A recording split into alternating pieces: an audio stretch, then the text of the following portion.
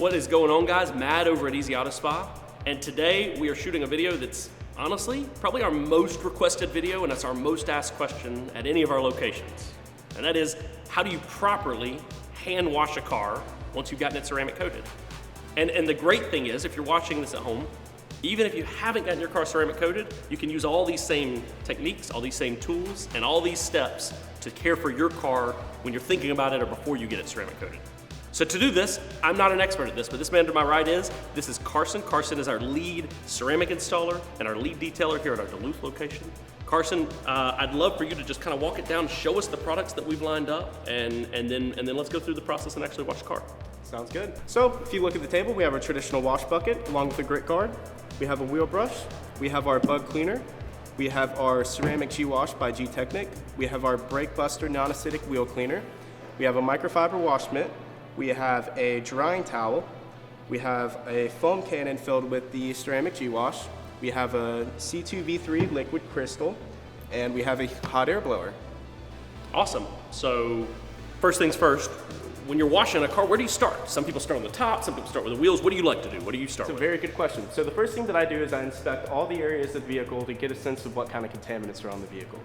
And essentially, I will go ahead and spray down the vehicle to loosen up any contaminants on it.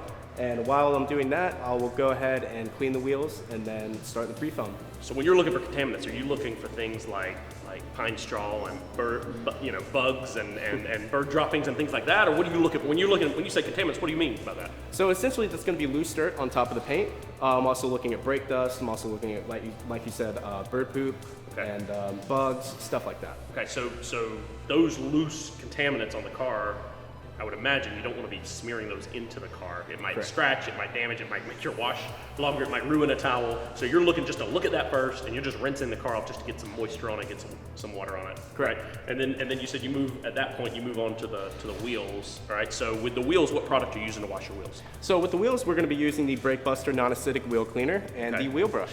And that's this right here. This is this funny purple stuff right there. Yes. Okay. And then the wheel brush is nice because it's obviously I can feel it's a thicker bristles. Yes, it is. You wouldn't want to use this on the paint though. No, not at all. Okay, but this is nice because you can get it down inside of those spokes of the wheels, correct? And can you kind of clean the calipers and everything from the outside yes. to at least the face of it?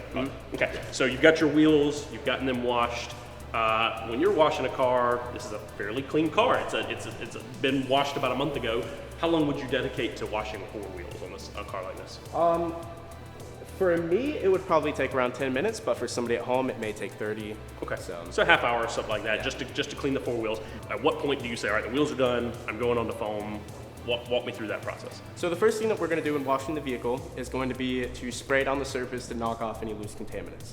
And then what we're going to do is put on a layer of foam called a pre-foam, which is not a contact wash yet.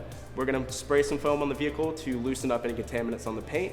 And then as we rinse off the vehicle, after about 2 to 3 minutes of letting the foam sit there, you will be knocking off any kind of heavier contaminants that are on there. And then you're ready for the contact wash. Okay, so I love that term, contact wash versus non-contact wash. So you're literally saying you're rinsing it with water, then you're spraying foam on it, you're gonna let it sit for 2 or 3 minutes and let it loosen everything. Then you're actually using a pressure washer or water hose to rinse all that foam off before you even touch the car, right? Right? Because I've washed my own cars in years past. I go straight to the rag and put it on there, and you're saying don't do that at all. No, not at all. Okay, so you're gonna let the foam do its work. Once you've done that non-contact rinse, then at what point do you foam it again? Yes, we're gonna throw some foam right back on the vehicle, and then we're gonna start with a contact wash. Okay. We're gonna go ahead and start with the 2 rinse buckets. So we're gonna do a dip, and then go right into the wash bucket, and then we're gonna go panel by panel, making sure that we rinse the microfiber mitt through each panel. Okay, so you're actually using these microfibers here, this Gtechniq.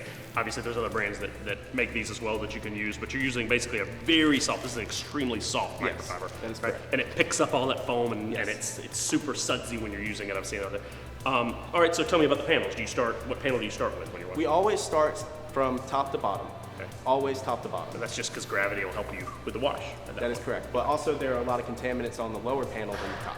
Okay, so then that, again, it's all about mitigating risk. If you start with the bottom, all that road debris, all that stuff that's been kicking up off the tires gets on your mitt, and then you go to the top, there's a higher likelihood that it would scratch the paint. Yes. Fantastic. Okay, that makes sense to me.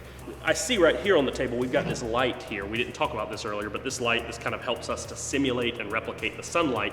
Do you recommend someone, if they've got a garage, do they wash it outside, do they wash it inside? What risks are there for washing outside versus inside? Yeah, so that's a great question. Having proper lighting is very, very important for two reasons.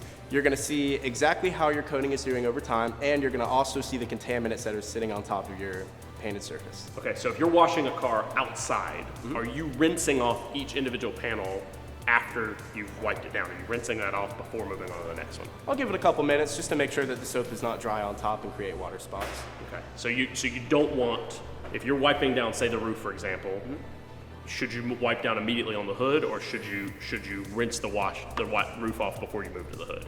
Any flat surfaces facing the sun, I would definitely wipe that off first. Okay, yeah, because you don't want to create the water spots, the little circles that and that comes from water sitting and the sun's light, and it bakes into the coating. Okay, perfect. So you've washed and you've wiped down everything. Once you've done that, once you've done your non-contact rinse and your foam, then you've done your contact foam, what's the next step for you? So the next step is we're going to be applying some C2V3 on each panel, and we're going to go panel by panel along with our drying towel. We're just going to give it a couple sprays on the panel, wipe it off with the drying towel, and then move to the next one. And C2V3, for those of you watching, this is a product by Gtechniq. This is a basically top coat of ceramic.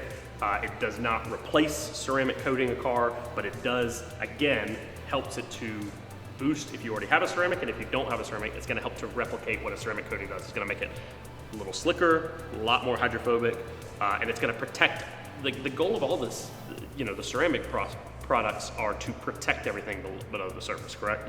Right. After you put the C2V3, it's got it looking amazing. You said you're wiping it down with a drying towel, basically, correct? Yes, sir. And that's pretty much the whole process. At what point do you actually use the warm air blower there that we have on the table? So after I wipe down the whole vehicle with the drying towel, I will go in and blow out all the crevices and door jambs with the hot air. Yeah, because there's nothing worse than getting your car looking amazing. Then you drips. start driving down the road and you start getting the drips and all the other stuff. So this helps to blow out all those crevices, all that, and this is just a warm air blower. If they don't have this at home, would you recommend just getting another microfiber and wiping down everything? Do you recommend using something else, a leaf blower or something like that? You can use a leaf blower. Really? As long as it's clean, as long as it's blowing clean air, you can use that to help blow out all those surfaces. Correct. Perfect. All right, so then once you're done, once that's all done, is there anything else you're doing to the vehicle? Is there anything else on the exterior of the vehicle? Obviously the interior, we're not getting into the interior detail right now, but on the exterior of the vehicle, is there anything else that you're using or recommending, or is it ready to roll at this point? Ready to roll. Awesome. Throw on some tire shine and have some fun. Awesome, fantastic. Well, great. Well, thanks for showing us this process. Thanks so much for walking us through this step. Again, for me, I am basically an amateur when it comes to washing a car. I have worked with a lot of experts, and that's why I brought Caution along, and that's why we are here to walk you guys through. If there's any questions you have, if there's any questions about the products or the process, feel free to message us, to ask us. We're going to have links to all these products below. Please feel free to ask us anything you need. Thanks so much for watching. Have an awesome day.